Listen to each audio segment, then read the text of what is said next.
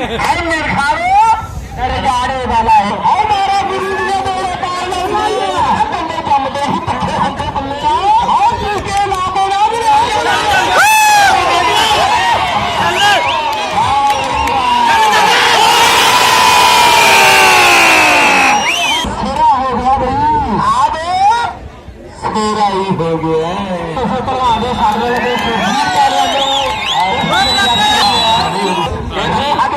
अज जिन्नियां थोड़ियां शादियां होण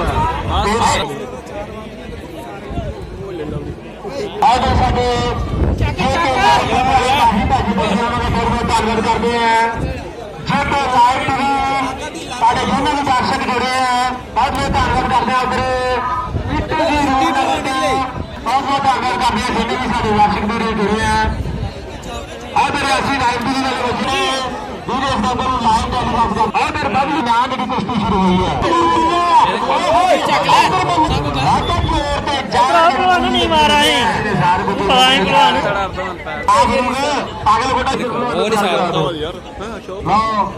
अगली कुश्ती जी है निशाल पहलवान डोडा सारे बड़े वाले जिन्हें